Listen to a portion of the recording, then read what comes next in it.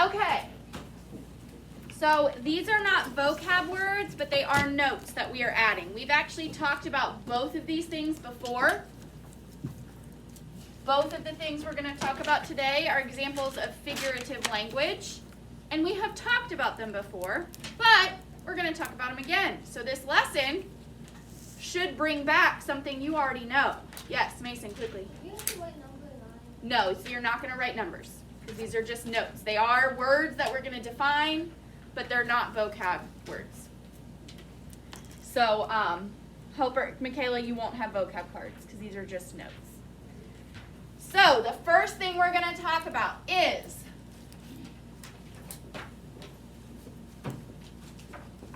go ahead and put your squiggly line underneath number 8 and then today's date, May 6th, 2021. And the first thing we're going to talk about is onomatopoeia. Now, this is a difficult word to spell, so make sure you spell it correctly. O-N-O-M-A-T-O-E-I-A.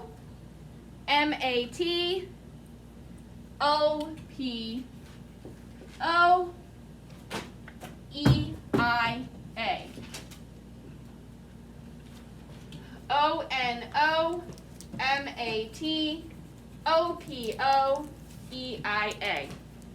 Onomatopoeia. And we have already talked about this when we did wonder. So it should be triggering something in your brain. Who remembers what onomatopoeia is? Mason. It's a word that's called exactly the same as the... That's a homophone, or that's a multiple meaning word. Kingston. I can't hear you. A word used to make a sound. A word used in place of a sound. Words like hiss. Does a snake actually go around going hiss, hiss, hiss? No. But can we spell the sound a snake makes very well? I mean, we can kind of do like a bunch of S's. Or what about meow? Does a cat go around going meow, meow, meow? Can we spell the sound a cat makes? No. A cat doesn't say letter sounds. So we use meow as onomatopoeia, a word to mean a sound. When you close a door really hard, does the door say slam? No. Can we spell the sound that a door makes when it closes really hard? No, it doesn't say letter sounds, so we say it slams. Yes? What about boom? Boom. When you shoot off a firework, do you hear the word boom? Can we spell the word, what the sound a firework makes? No. Anybody else? Can you think of examples of onomatopoeia? Ethan? Bang. Bang. Mason? Crash. Crash. Pow. Pow. Bark. Bark. Growl. Growl. Well, mine is always Oink. Zari? Bear. Bah. Stomp. What about drip? Do we use that to describe a sound? We use drip to describe the sound of what? Aaron? Water. When water comes out of the faucet and hits the bottom of the sink, do we hear the word drip? No, we just hear this little sound. We can't spell that, so we say it drips because it sounds a little bit like that sound. A little. Cullen? Bounce. Not bounce. Bounce is a verb. Victoria? Squeak? Laugh. Not laugh, but what about ha ha ha ha ha? Do we actually say ha ha ha ha ha ha ha? No. So not laugh and not bounce. That's what's happening. But the sound we might say when we're bouncing is boing. And the sound, the onomatopoeia for laughing might be ha ha ha ha or he he he he. So make sure when you're thinking of it, you're not just thinking of a verb. Yes, squeak is a verb, but it's also what we say a mouse says, or a rusty spring. Chirp. Chirp. Chirp. Yes, chirp. Blah, blah. Blah, blah, kind, I guess. Yeah, kind, maybe. Bam on the tongue. Bam. Ribbit. Ribbit. Whack. Whack. Zari, and then we're going to move on. Clang and moo. Clang and moo. Very good. Ding, ding, ding, ding, ding. Tweet, tweet, tweet, tweet. There's lots of words that are onomatopoeia. So what is the official definition? Onomatopoeia is the use of a word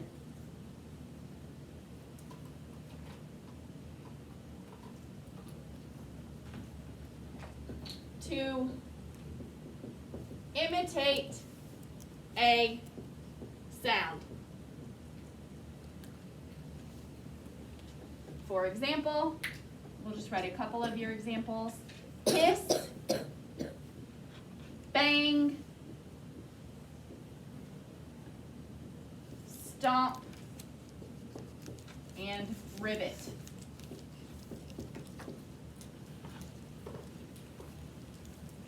So onomatopoeia is the use of a word to imitate a sound. For example, hiss, bang, stomp, and ribbit.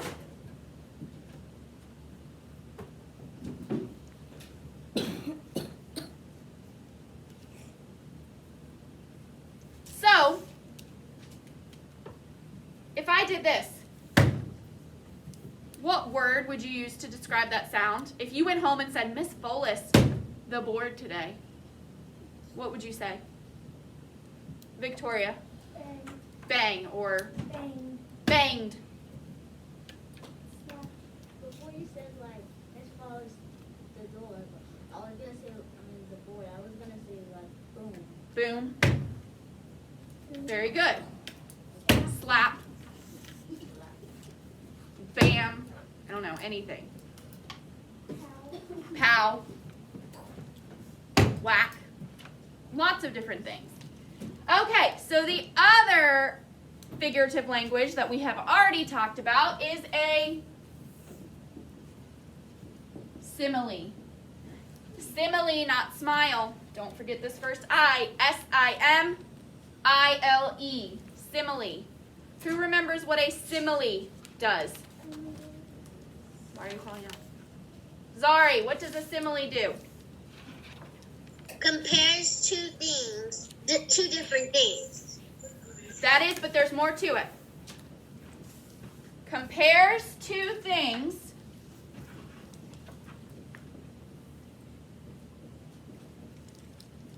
So, compares two different things using certain words. There's two words that a simile has to have between the things it's comparing. Who remembers what they are? Zari? Like and as. Like and as. Do you have your book open in front of you? Tell me the truth. No, ma'am. So if I asked you to show me, okay. Using like or as. So remember how I talked about you can't just forget things because we're done with the lesson? This was a lesson from back in October or November. You have to remember things. Please keep that in mind. It will make the rest of your school career so much easier if you realize that now. Just because we're past the lesson doesn't mean you get to forget about it. It will come back. Even if it doesn't come back in the same year, it will come back several years from now. So similes compare two different things using like or as. For example, her eyes were as green as a leaf. Her eyes were as green as a leaf. We have the word as comparing what? Two things. Lena? Eyes to a leaf. Yes? That's kind of creepy to say that. Well, if somebody has green eyes, you can say her eyes are as green as a leaf. Yes, Victoria? So if you have, like this sentence, you have two as, how do you know which one? The one that actually compares. Green as a leaf. I could say her eyes were green, and that would just be kind of boring. But her eyes were as green as a leaf is more interesting. Now, what about if it has like? My dog snores like a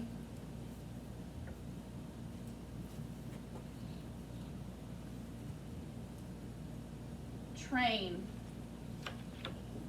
whistle. My dog snores like a train whistle. We have the word like, and what two things are being compared? Smith? A train whistle and a dog snoring. So a train whistle and a snore. The snore is compared to a train whistle using like. Now I could say my dog snores, but that's not so interesting. It doesn't help people to come up with a picture or a video in their head. But if I say my dog snores like a train whistle, then you're imagining a dog snoring very loudly, probably pretty high pitched. So figurative language, like onomatopoeia and similes, make our writing more interesting. Yes? When you were talking about the dog, When you were talking, not was, but were. when you were talking about the dog snoring like a train whistle, I Mm-hmm. thought of another sentence, but instead of dog, it was like my mom. Could be. Could be. Okay, so go ahead and open to page 558. We're going to read some poetry that includes onomatopoeia and similes.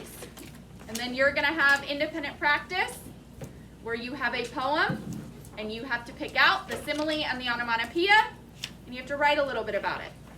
So page 558. Yes? No, leave that. Just put it under your textbook. Page 558.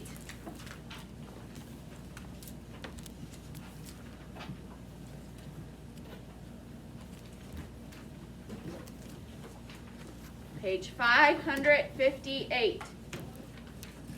That is not page 558. Page 558. Page 558.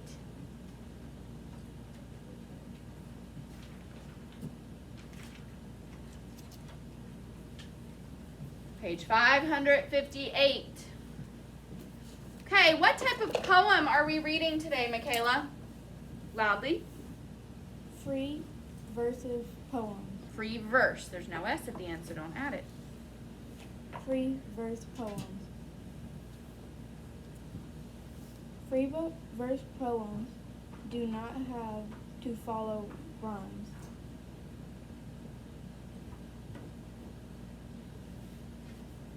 Those first three letters are just like the first three letters of another word. Several other words. When we see those first three letters in front of this word, how do we say them? Sk- Sk. You say it the same way here. schemes. Free verse rhymes. Not rhymes. Go slow. Free Use your verse- finger to point to the word. Then your eyes and your brain will be more likely to read them at the same time. Free verse poems do not have to follow rhymes. Schemes, but often contain rhythmic patterns and other poetic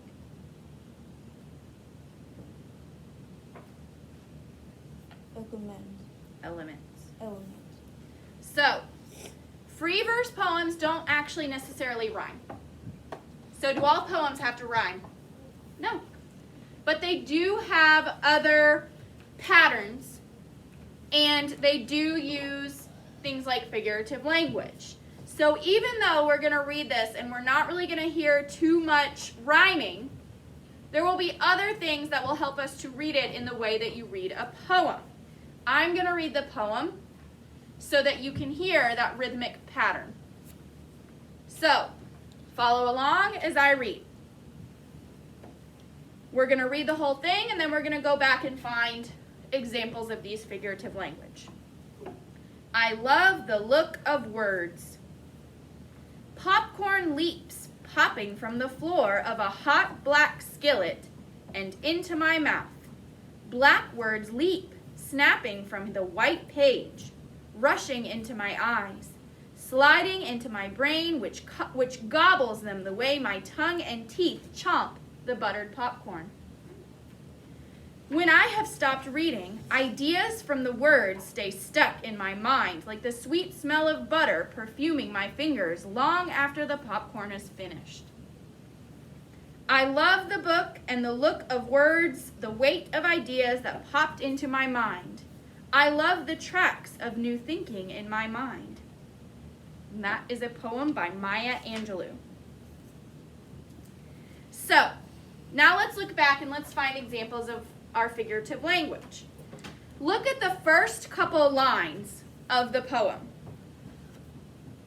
We see popcorn leaps, popping from the floor of a hot black skillet. The word popping is an example of onomatopoeia. When you have popcorn in a microwave, do you actually hear the word pop, pop, pop coming from that bag? No. But again, popcorn doesn't use letter sounds. So we use the word pop because that's the closest we can get to spelling the sound that popcorn makes. Popcorn doesn't make letter sounds, so we just have to guess, okay, well, it kind of sounds like pop, pop, pop, pop, pop, pop.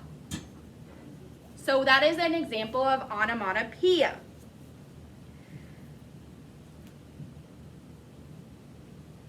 Then let's look at, what else was I? Oh, I'm sorry. Does anybody else see onomatopoeia in this first stanza? A stanza is a paragraph in a poem. So we see the word pop. It describes that sound that popcorn makes in the microwave when it heats up and turns from this little kernel into this fluffy, yellowish white thing that we can eat. Zadie. Another onomatopoeia I see is chomp. Chomp. Is that what it actually sounds like when we go with food in our mouths? No. Carla? Slapping. Slapping. Do we see slapping though? I don't see slapping, but I see something close. Not slapping, but Snapping. snapping. Hold on. When we turn pages, does it actually say the word snap, snap, snap, snap really, really fast? No, but it kind of sounds a little bit like a small snap. Make sure you don't lose your page like I did. Anything else? Is there any other onomatopoeia in that first stanza? We saw popping, snapping, chomp. Kingston? Can't hear you. Gobbles. We can use that as onomatopoeia because when we eat things really, really fast, do we actually hear the word gobble? No. but we hear a sound that we could describe as a gobble. Lena? Leap is not an onomatopoeia, that's just a verb. Because do we use leap to describe a sound? No. We use leap to describe an action. The sound the onomatopoeia we might use is, I don't know, what could we use that's a small sound, a small stomp, a quiet stomp. What could we use? Maybe, ta-dum. You can see that. Or da-dum. I hear that. Da-dum. Da-dum. Da-dum. I hear that. Well, either way, it's similar. Very good. So not leap. Leap describes the action, but not necessarily the sound. I think that's it. There's just chomp, gobble, snap, and pop. Let's look at the second stanza.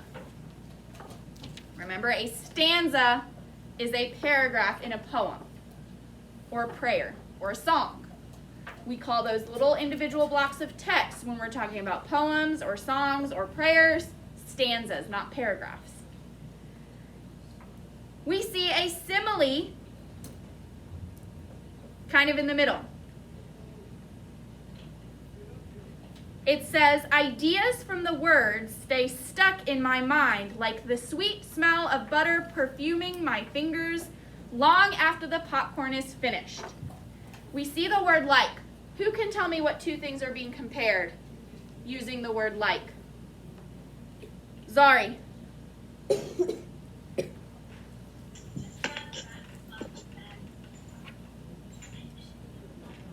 You're unmuted.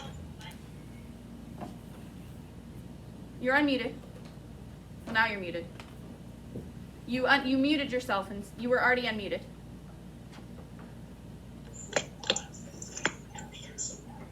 Can you hear me now? Mm-hmm. Okay. The first one is talking about the words. Okay, so words being where?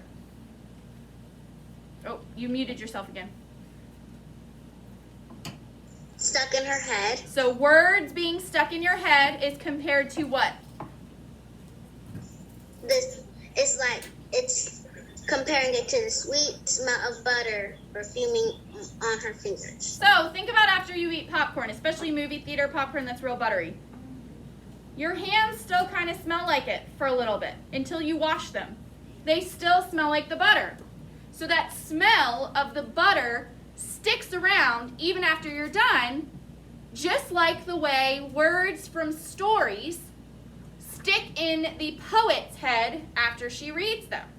So she is comparing the way words stay in her mind to the way the smell of butter stays on your hands using like.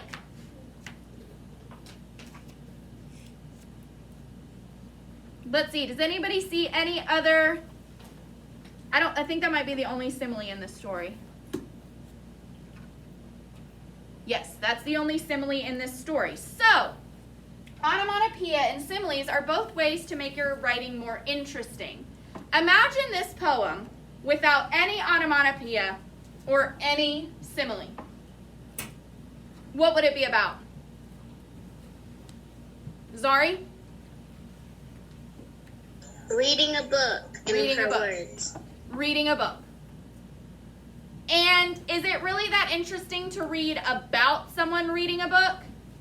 No, unless they make it really interesting by using onomatopoeia or similes or any other type of figurative language. Because what would you rather be doing? Reading a book or reading about someone else reading a book? Zadie? Read a book. Reading a book. But when an author uses figurative language, they can make things that aren't that interesting seem a lot more interesting just by the types of language that they use. So what we're going to do now is I'm going to go ahead and give you your independent practice. You're going to have about 20 minutes to complete it. Zari, go ahead and get it out. So humming and scream and sniffing or sniffed, those are all examples of onomatopoeia. Anybody find a simile? Okay, go ahead and look at your independent practice. Your name, number, and date should already be at the top. The directions, or I'm sorry, at the top you have a box with important information about what onomatopoeia and similes are. Then the directions say, read the poem below, then answer the questions that follow. So you have a poem, and there are 4 questions about it. You need to answer incomplete sentences. Remember, just putting a capital letter at the end and a period at the end does not turn it into a complete sentence. It needs to be a complete thought. Complete thoughts do not start with because, or so, or but, or and, or that. Some of you like to say, what does the story tell you? And you say, you think a complete sentence is that Miss Franny thought the dog was a bear. That is not a complete sentence. You would have to say, Miss Franny thought, or I'm sorry, the book said that Miss Franny thought the dog was a bear. So you cannot start a sentence with that or of. Mason? What about for question 1? You can put in that incomplete sentence. You can incorporate the question. So number 1, to turn it into a complete sentence. Number 1 says, which word in the 3rd line of the poem is an example of onomatopoeia? You could say, blank is an example of onomatopoeia. That's what it means to incorporate the question. You have the important words from the question in your answer. So, and then you're also writing about similes. So you're writing, so you're answering questions about the onomatopoeia and the similes in this poem. You may go ahead and begin. You have 15 minutes till 1:30, but I can give you 20 minutes if you will pack up quickly. We can have more time for things like this if we pack up quickly. So go ahead and begin.